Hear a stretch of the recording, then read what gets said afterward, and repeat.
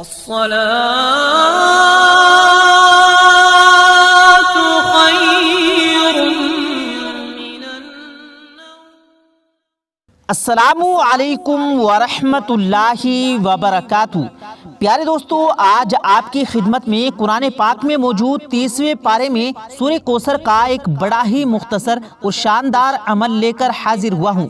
پیارے ناظرین، یہ ایک ایسا عمل ہے کہ اگر آپ مالی مشکلات سے واقعی نکلنا چاہتے ہیں تو بس یہ عمل اپنے اوپر سوار کر لیں، پھر دیکھیں کہ آپ کی نسلوں تک اللہ رب العزت خوشحالی عطا فرمائیں گے۔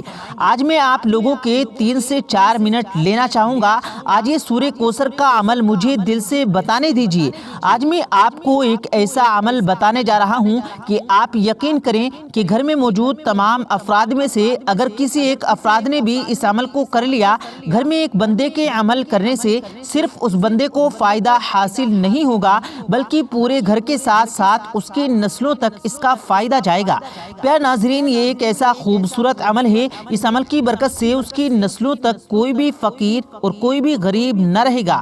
بزرگان دین فرماتے ہیں کہ اگر اس عمل کو جو لوگ اپنے اوپر طاری کر لیتے ہیں، یعنی کثرت کے ساتھ اس عمل کو کرتے ہیں، تو ان کی نسلیں نہ فقیر ہوں گی، نہ غریب ہوں گی، نہ بے حیا ہوں گی اور نہ ہی کبھی تنگ دستی ہوگی۔ سورہ کوثر کو سورہ کفالت بھی کہا جاتا ہے، یعنی یہ سورہ مبارکہ کفالت کرنے والی سورہ مبارکہ ہے۔ اس لیے بزرگان دین فرماتے ہیں کہ جو شخص سورہ کوثر کو پڑھتا ہے تو اللہ رب العزت غیب سے اس کی کفالت کرنا شروع کر دیتے ہیں۔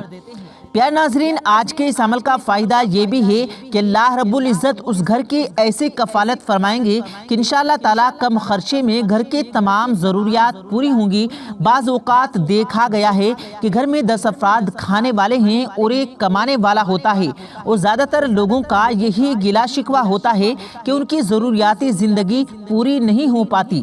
بس آپ خدارا یہ آج کا عمل کرنا شروع کر دیں۔ یہ آپ کا کام 1000 روپے میں نہیں ہو پا رہا، انشاءاللہ اس عمل کی برکت سے وہ کام آپ کا 100 روپے میں بھی ہو جائے گا۔ ایسی برکت اللہ رب العزت آپ کے گھر میں عطا فرمائیں گے۔ اس عمل کو آپ نے رات کو سونے سے پہلے کرنا ہے۔ پوری تسلی کے ساتھ اس عمل کو بتاؤں گا تاکہ ہم کمنٹ باکس میں پڑھتے ہیں تو ہماری بہت ساری بہن بھائی بڑے پریشان حال ہیں، اور مجھے یقین ہے کہ میرے پریشان حال بہن بھائی اگر آج سورہ کوثر کا یہ وظیفہ، یہ عمل کرنا شروع ہو جائیں اور اس عمل کو دل سے کرنا شروع ہو جائیں تو اللہ رب العزت ان کے گھروں کو خوشیوں کا گہوار بنا دے گا، اور ان کی تمام تکلیفوں، رنج و غم، پریشانیوں ان کے گھر سے جاتی رہیں گی۔ پیارے ناظرین، اللہ رب العزت قرآن پاک میں ارشاد فرماتا ہے، اور اللہ تمہیں ایسے جگہ سے رزق عطا فرمائے گا کہ اس میں بندے کا وہم و گمان بھی نہ ہوگا۔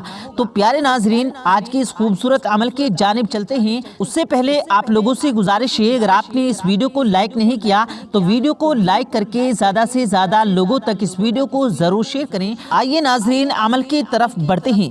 پیارے ناظرین، آج جو عمل آپ کو بتانے جا رہا ہوں، یہ عمل آپ نے رات کو عشاء کی نماز کے بعد بھی کر سکتے ہیں، یا آپ اپنے بستر پر سونے کے لیے جائیں تو اپنے بستر پر لیٹ کر بھی آپ اس عمل کو کر سکتے ہیں۔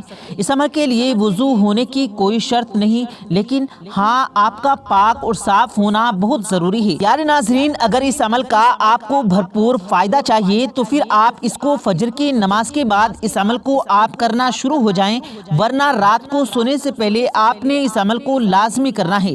آپ نے سب سے پہلے کیا کرنا ہے؟ عمل کرنے سے پہلے درود پاک پڑھنا ہے۔ اس درود شریف میں درود ابراہیمی کو پڑھنا ہے۔ اب آپ نے اس درود ابراہیمی کو کتنی مرتبہ پڑھنا ہے؟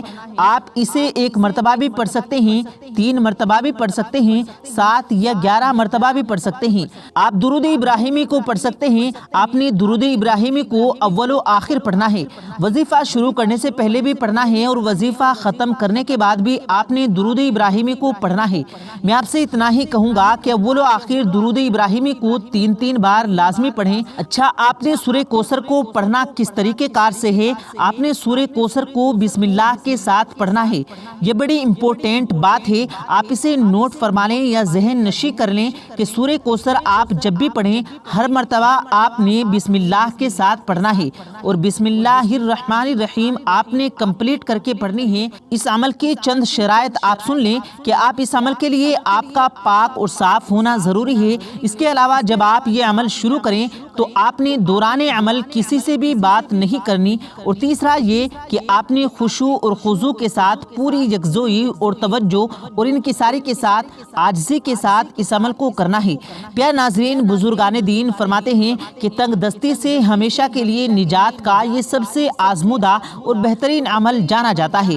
اگر آپ چاہتے ہیں کہ اس عمل کا فائدہ مجھے بھی ہو اور میری آنے والی نسلوں کو بھی ہو تو آپ ہمیشہ اپنی عادت بنا لیں کہ رات کو سونے سے پہلے اپنے بستر پر لیٹ کر یا عشاء کی نماز کے بعد آپ نے 129 مرتبہ اور ہر مرتبہ بسم اللہ الرحمن الرحیم کے ساتھ سورہ کوثر کو 129 مرتبہ اول و آخر 3 مرتبہ درود ابراہیمی کے ساتھ پڑھنے کا اپنا زندگی کا معمول بنانا ہے۔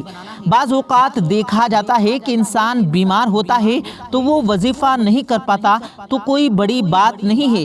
ہمارا دین اسلام بڑا ہی پیارا دین ہے، اس میں سختی تو بالکل بھی جائز نہیں ہے۔ جب بھی آپ کی صحت اجازت دے، بس میں آپ سے التجا کروں گا کہ آپ ایمانداری کے ساتھ اس وظیفے کو کریں اگر آپ واقعی اپنے گھر کے حالات کو بدلنا چاہتے ہیں۔ پیارے دوستو، اب ہم آپ کو بتاتے ہیں حضرت علی رضی اللہ تعالیٰ عنہ نے فرمایا 3 چیزیں ایسے ہیں جو کسی بھی مسلمان کو اپنے گھر میں نہیں رکھنی چاہیے۔ یہ 3 چیزیں آپ کا گھر برباد کر دیتی ہیں۔ ایک مرتبہ حضرت علی لوگوں کو اسلام کے بارے میں بتا رہے تھے، اتنے میں حضرت علی فرمانے لگے، اے لوگو، 3 کام ایسے ہیں جن کو کرنے سے گھر کا رزق ختم ہو جاتا ہے، مفلسی انسان کی زندگی سے کبھی ختم نہیں ہوتی۔ لوگوں نے پوچھا، یا علی وہ 3 کام کون سے ہیں؟ تو حضرت علی نے فرمایا، پہلا کام گھر میں میاں بیوی کا آپس میں لڑنا ہے۔ اے لوگو، جس گھر میں میاں بیوی آپس میں لڑتے ہیں تو اللہ پاک کی رحمت اور برکت اس گھر میں داخل نہیں ہوتی اور یوں اس گھر کا رزق ختم ہونے لگتا ہے۔ اور دوسرا کام، جس گھر میں صبح کو دیر تک سونے کا رواج ہو تو یوں رحمت اور برکت کے فرشتے اس گھر میں داخل نہیں ہوتے، اس گھر سے دور رہتے ہیں اور وہ گھر تنگ دستی اور پریشانیوں میں گرفتار ہونے لگتا ہے۔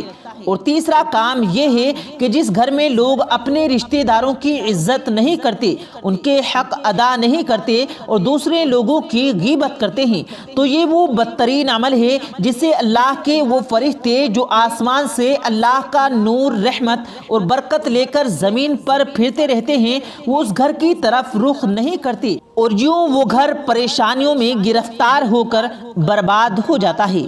تو پیارے ناظرین، آج کی ہماری یہ چھوٹی سی کاوش، یہ ہماری چھوٹی سی محنت آپ کو کیسی لگی کمنٹ کر کے ہمیں ضرور بتائیے، اور یہ ویڈیو پسند آیا ہو تو ویڈیو کو لائک کریں اور زیادہ سے زیادہ لوگوں تک اس ویڈیو کو ضرور شیئر کریں، اور مزید ایسی ویڈیوز پانے کے لیے ہمارے چینل کو ضرور سبسکرائب کریں۔ ملتے ہیں پھر ایک نئی ویڈیو کے ساتھ، تب تک کے لیے اللہ حافظ۔